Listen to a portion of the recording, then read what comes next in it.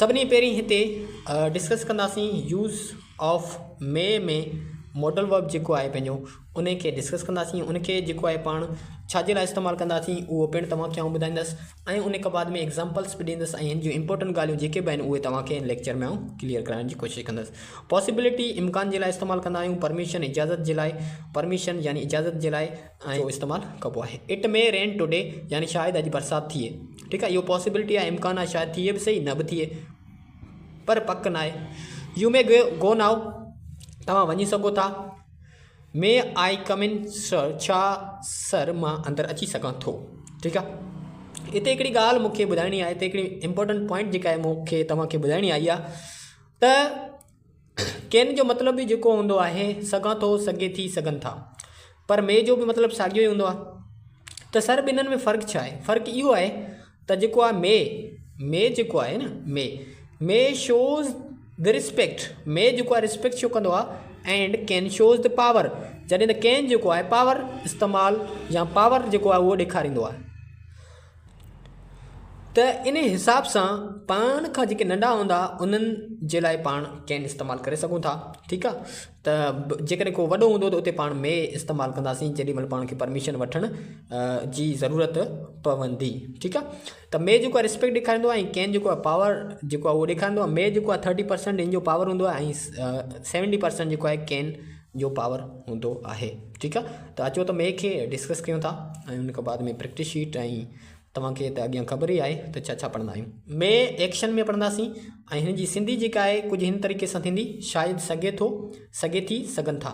शायदि हिकिड़ो ईंदो, ठीकु आहे, उन खां बाद में शायदि तव्हां घर वञो, शायदि तव्हां कराची वञो, उहो तव्हां मे खे इस्तेमालु करे ठाहे सघो था, या सघे थो, सघे थी या सघनि था तव्हां एज़ अ कैन बि इस्तेमालु करे सघो था।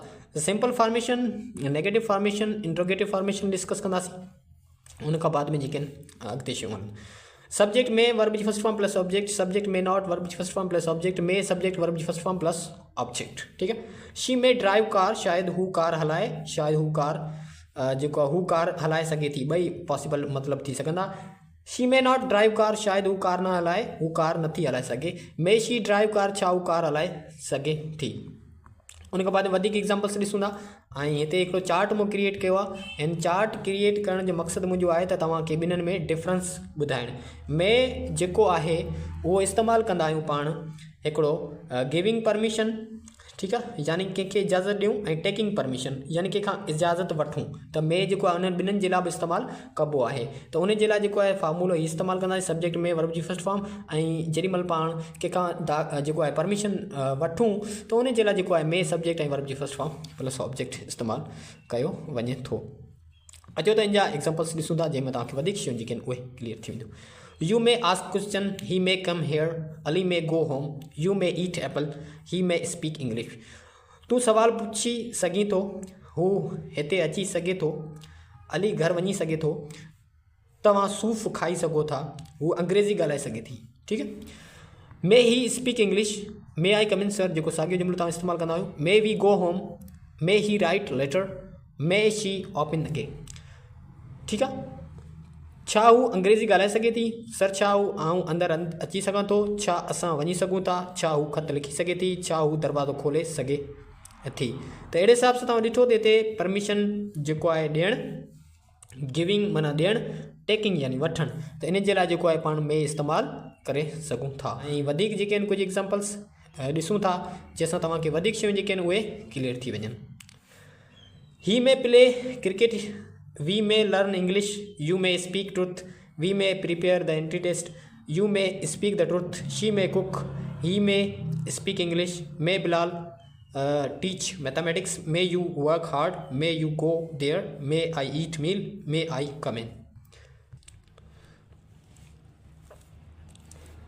शायदि हू क्रिकेट खेॾे, शायदि असां अंग्रेज़ी सिखूं, शायदि तव्हां सच ॻाल्हायो, शायदि असां एंट्री टेस्ट जी तयारी कयूं, तव्हां सच चई सघो था, या हूअ खाधो जेको आहे पचाए सघे थी, हू अंग्रेज़ी ॻाल्हाए सघे थो, छा बिलाल रियाज़ी सिखी सघे थो, सही आहे, ऐं छा तूं महिनत करे सघीं थो, छा तव्हां उते वञी सघो था, छा मां मानी खाई सघां थो, छा मां अंदरि अची सघां थो। त इहे जेके आहिनि एग्ज़ाम्पल्स आहिनि। उन खां बाद में मे बी जेको आहे पाण डिस्कस कंदासीं।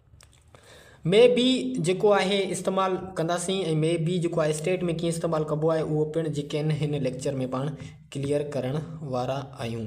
त अचो त गॾिजी जेको आहे मे बी स्टेट में इस्तेमालु करणु सिखूं था। मे बी यानी शायदि थी सघे थो, थी सघनि था, कहनि वारा बि आवाज़ ईंदा। ऐं शायदि तव्हां डॉक्टर थियो, शायदि तव्हां कराची वञो, शायदि तव्हां घर वञो, शायदि तव्हां जेको आहे घर में हुजो, शायदि तव्हां स्कूल में हुजो, शायदि तव्हां स्टेशन ते हुजो। त अहिड़े हिसाब सां शायदि तव्हां जेको आहे इंजीनियर हुजो, त अहिड़े हिसाब सां तव्हां सिंधी में हिन जा जुमिला ठाहे ऐं इंग्लिश में पिणु ट्रांसलेट करे सघो था। सिंपल फॉर्मेशन, नेगेटिव फॉर्मेशन ऐं इंट्रोगेटिव फॉर्मेशन जेका आहे उहा पिणु तव्हांखे हिते ज़हन में रखणी आहे। सब्जेक्ट उन खां बाद में मे बी ऐं एडजेक्टिव या नाउन या तव्हांखे आउं सोली सिंधी में ॿुधाईंदो आहियां त तव्हां जेको आहे प्रोफेशन इस्तेमालु कयो। सब्जेक्ट मे नॉट बी ऐं एडजेक्टिव या नाउन, मे सब्जेक्ट बी एडजेक्टिव नाउन या प्रोफेशन जेको आहे तव्हां इस्तेमालु करे सघो था। अचो त एग्जाम्पल ॾिसूं था। They may be in hospital, they may not be in hospital, may they be in hospital. शायदि इहे इस्पताल में हुजनि, इहे इस्पताल में थी सघनि था, ॿई मतिलबु थी सघनि था। शायदि इहे इस्पताल में न हुजनि, इहे इस्पताल में नथा थी सघनि, छा इहे इस्पताल में थी सघनि था। ठीकु आहे, अहिड़े हिसाब सां। उन खां बाद में वधीक एग्जाम्पल ॾिसो जंहिंसां तव्हांखे वधीक टॉपिक जेको आहे उहो क्लियर थी वञे। ही मे be in class, V may be इन side the mosque, V may be with Ali, V may be clever boys, we may be Bilal's brother, he may be Bilal's brother, he may be a cricketer, you may be at home, we may be rich, he may be healthy, you may be brave, you may be a witness, we may be thieves। शायदि हू class में थी सघे थी, शायदि असां मस्जिद अंदरि थी सघूं था या मस्जिद अंदरि थियूं या हुजूं, अहिड़े हिसाब सां तव्हां ठाहे सघो था। शायदि तूं अली सां गॾु थी सघीं थो, शायदि असां होशियारु छोकिरा थी सघूं था या थियूं, शायदि हू बिलाल जो भाउ थी सघे थो या भाउ हुजे, शायदि हू क्रिकेटर थी सघे थो, शायदि तव्हां घर में थी सघो था, शायदि असां अमीर थी सघूं था, शायदि हू सिहतमंद थी सघे थो, शायदि तव्हां बहादुर थी सघो था या शायदि बहादुर थियो, शायदि तव्हां गवाह थी सघो था या शायदि तव्हां गवाह जेको हुयो थियो या हुजो, शायदि असां चोर थी सघूं था या शायदि असां चोर हुजूं। तो उम्मीद कयां थो तव्हांखे सम्झ में अची वेंदो। प्रैक्टिस शीट तव्हांखे आउं सेंड करे छॾींदुसि, आंसर शीट सेंड करे छॾींदुसि। अचो त हाणे जेको आहे पाण मे हैव पोज़ीशन में पढ़ूं था। मे हैव पोज़ीशन में मिल्कियत जे लाइ हिनजी सिंधी जेका आहे पॉसिबल जेका आहे उहा छा थींदी उहो पिणु आउं तव्हांखे ॿुधाइण जी हिते कोशिशि कंदुसि। त सिंधी जेका हिनजी थींदी शायदि वटि हुजे, शायदि वटि हुजनि, शायदि वटि हुजे। अहिड़े हिसाब सां तव्हां जेको आहे मे हैव इस्तेमालु करे सघो था या वटि थी सघे थो उहो पिणु तव्हां हिते इस्तेमालु करे सघो था। उन खां बाद में हिते सिंपल फॉर्मेशन, नेगेटिव फॉर्मेशन ऐं इंट्रोगेटिव फॉर्मेशन तव्हांखे ॿुधाईंदुसि। सभिनी पहिरीं तव्हांखे सब्जेक्ट मे हैव ऑब्जेक्ट ऐं subject may not have object, may subject have ऐं ऑब्जेक्ट ऐं इंट्रोगेटिव निशानी जेका आहे इस्तेमालु करणी आहे। अचो त जेके आहिनि एग्ज़ाम्पल ॾिसूं था। आई मे हैव प्रूफ, शायदि मूं वटि सबूत हुजे, मूं वटि सबूत थी सघे थो, ॿई पॉसिबल आहिनि। आई मे नॉट हैव प्रूफ, शायदि मूं वटि जेको आहे सबूत न हुजे, मूं वटि सबूत नथो थी सघे, अहिड़े हिसाब सां थी सघे थो। छा मूं वटि सबूत थी सघे थो, अहिड़े हिसाब सां थी सघे थो। अचो त वधीक जेके एग्ज़ाम्पल डिस्कस कयूं जंहिंसां तव्हांखे टॉपिक जेको आहे उहो वधीक क्लियर थी वञे। They may have bank balance, they may have a cough, they may have a fever, they may have a house, I may have a banana, we may have money, the poor may have house, you may have a good job, he or she may have an education, I may have a visa, you may have a cars, you may have a headache। Sindhi हिननि जी थींदी शायदि उन्हनि वटि bank balance हुजे, शायदि उन्हनि खे खंघि हुजे, शायदि तव्हांखे बुख़ारु हुजे, शायदि उन्हनि वटि घरु हुजे, शायदि मूं वटि केलो हुजे, शायदि असां वटि जेके पैसा हुजनि, शायदि ग़रीबनि वटि घरु हुजे, शायदि तव्हां वटि सुठी नौकिरी हुजे, शायदि उन्हनि वटि तालीम हुजे, शायदि मूं वटि वीज़ा हुजे, शायदि तव्हां वटि कारूं हुजनि, शायदि तव्हांखे मथे में सूरु हुजे। ठीकु आहे, प्रैक्टिस शीट हिनजी आउं तव्हांखे सेंड करे छॾींदुसि। उमेदु कयां थो तव्हांखे त मे जो कॉन्सेप्ट जेको आहे ईज़ीली सम्झ में अची वियो हूंदो। मे जेको आहे पाण जेको आहे परमिशन जे लाइ इस्तेमालु कंदा आहियूं। मे एक्शन तव्हांखे ॿुधायमि ऐं ॿिन्हिनि में डिफरेंस बि ॿुधायमि त जेको आहे permission giving permission, taking permission में कीअं इस्तेमालु कबो आहे। Practice sheet, answer sheet, may be, उन खां बाद में मे हैव। उमेदु कयां थो त हर शइ हिकिड़ी क्लियर थी वई हूंदी।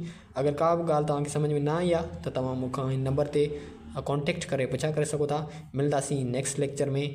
Thank U for watching my lecture. Thank you so much.